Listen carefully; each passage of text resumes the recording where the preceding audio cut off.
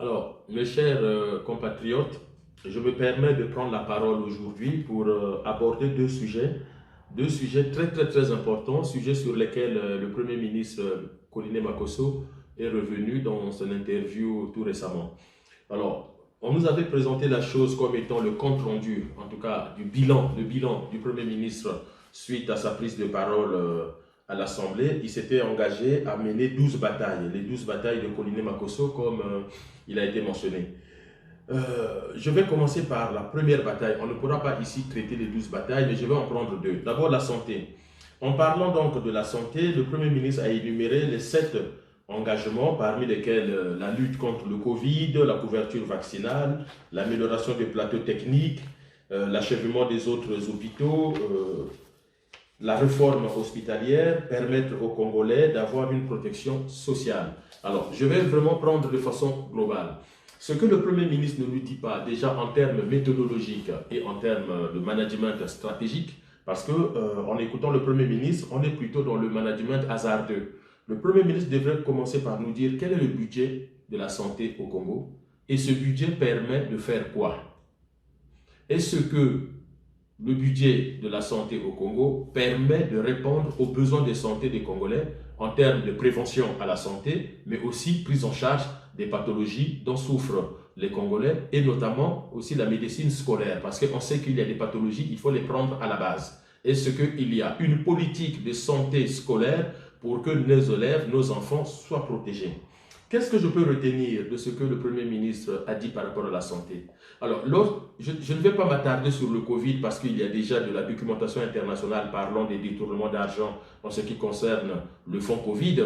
Le Premier ministre est libre de demander à ses camarades du PCT d'engager une enquête parlementaire. Le Premier ministre peut engager une enquête administrative, ça relève de ses prérogatives, mais aussi demander à son homologue, en tout cas à son ministre de la Justice, d'engager une action en justice pour vérifier s'il y a eu détournement de fonds ou pas. Mais tout au moins, quand on parle de plateau technique, le Premier ministre n'explique pas aux Congolais c'est quoi un plateau technique, parce que ce mot est parfois galvaudé, cette notion est mise dans toutes les sauces en disant mais au Congo on a des plateaux techniques. Mais c'est quoi un plateau technique? Est-ce que le Premier ministre peut reprendre la parole et nous dire aujourd'hui, puisque nous avons des plateaux techniques médicaux de renom, donc plus aucun Congolais ne sera évacué sanitaire. C'est-à-dire qu'on n'entendra plus, les Congolais n'entendront plus que tel ou tel responsable politique ou de l'opposition s'est rendu en Europe pour ses soins, ou en Afrique du Sud ou au Maroc, puisque au Congo, nous avons maintenant les plateaux techniques qu'il faut pour guérir toutes les maladies. Si je prends le Premier ministre au mot, quand il parle de l'hôpital de Djiri et de l'hôpital de Patra, ça suppose que dans ces deux hôpitaux, en plus du CHU de Brazzaville, il n'y a plus des problèmes, tout est réglé et donc les Congolais peuvent se soigner avec une couverture santé, avec une protection sociale. Alors, qu'est-ce que la protection sociale? Ça suppose que si vos soins de santé coûtent 50 000 francs, vous allez payer 5 000 francs, il y a une assurance de l'État qui prend le reste à charge. Est-ce que c'est de ça que le Premier ministre est en train de parler? Parce que le Premier ministre vous fait un verbiage, il est très éloquent, il a rappelé qu'il est magistrat de par ses fonctions précédentes, donc il parle très bien, mais en fait, il n'est ni précis ni concis dans ce qu'il démontre. Il faut qu'il nous donne des chiffres. Et puis, autre chose, nous savons par les études de l'OMS que si nous voulons régler les problèmes de santé au Congo, il faut faire passer le budget de santé au Congo de 6% du budget annuel à 14-15% aujourd'hui. Est-ce que cette ambition est une ambition gouvernementale d'augmenter le budget de la santé, quitte à réduire le budget de l'armée, le budget de la présidence de la République, des institutions de la République, parce que sinon, on ne pourra pas s'en sortir.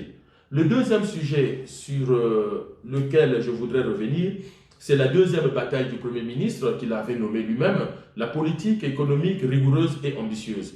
Et en introduisant ce sujet, le Premier ministre parle de l'éthique des ministres, de l'éthique, en tout cas des gens qui sont nommés aux hautes fonctions. Ça suppose que ces gens doivent incarner l'exemplarité. Or, quand on voit sur les réseaux sociaux, les ministres, les gens qui sont haut placés affichent un train de vie très insolent à comparer à la pauvreté des Congolais.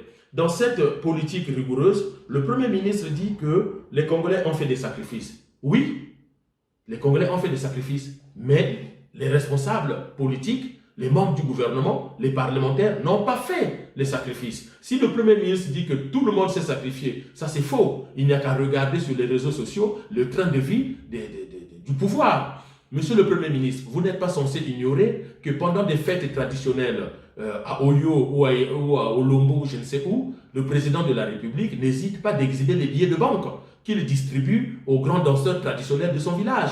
Et c'est devenu monnaie courante dans le cercle du pouvoir de voir les enfants du président, les amis du président, les dignitaires du pouvoir partager l'argent. Alors, la rigueur budgétaire, la rigueur dans la vie, donc, il faut se serrer la ceinture.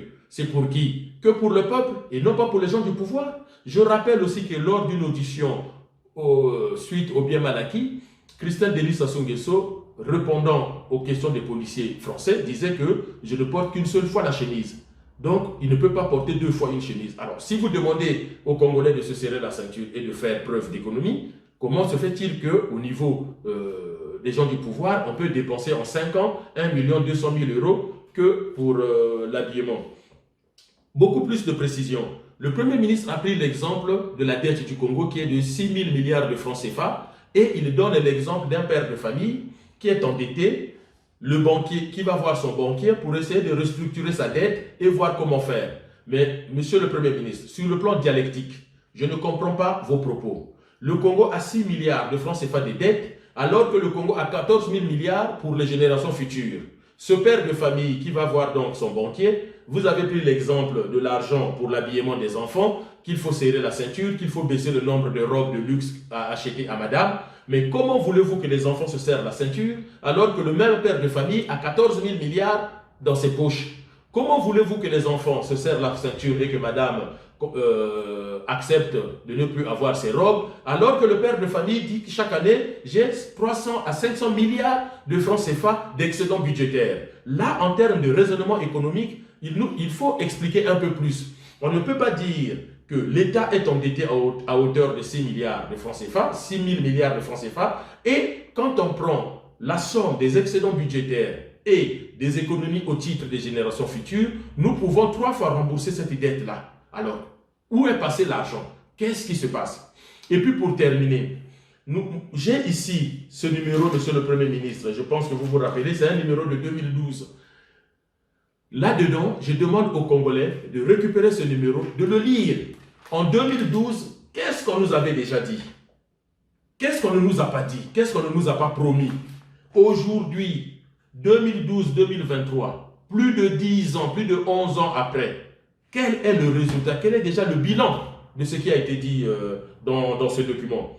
Nous pensons que aujourd'hui, il est fondamental de mener les enquêtes sur la façon dont notre argent est géré, notre économie est gérée. On vous a questionné sur le fonds FIGA. Évidemment, dans ce document, on parle bien de l'entrepreneuriat chez les jeunes, que les jeunes doivent créer des entreprises, il y aura un fonds pour financer ces entreprises-là. Donc, on suppose que c'est le fonds FIGA. Mais maintenant que ce fonds, cet argent a disparu, il est nécessaire de rappeler aux Congolais ce qui s'est passé en disant la vérité pour que les gens soient rassurés. Mais plus honnêtement, monsieur le Premier ministre, je vous ai suivi, je vous ai écouté. Dites-moi aujourd'hui, sur quel sujet pensez-vous que les Congolais font confiance à Denis Sassou Nguesso et à son pouvoir? Sur aucun sujet. Parce que la déception depuis 26 ans que Denis Sassou Nguesso est revenu au pouvoir, 26 ans d'échec, comment pouvez-vous nous faire croire qu'aujourd'hui, on doit encore attendre les promesses, sachant que nous sommes bien conscients que rien ne sera fait? S'il y a une solution, c'est peut-être arrêter de diriger, donner le pouvoir à d'autres Congolais. 5 millions de Congolais, il y a certainement ceux qui pourront faire mieux. Nous voulons expérimenter autre chose.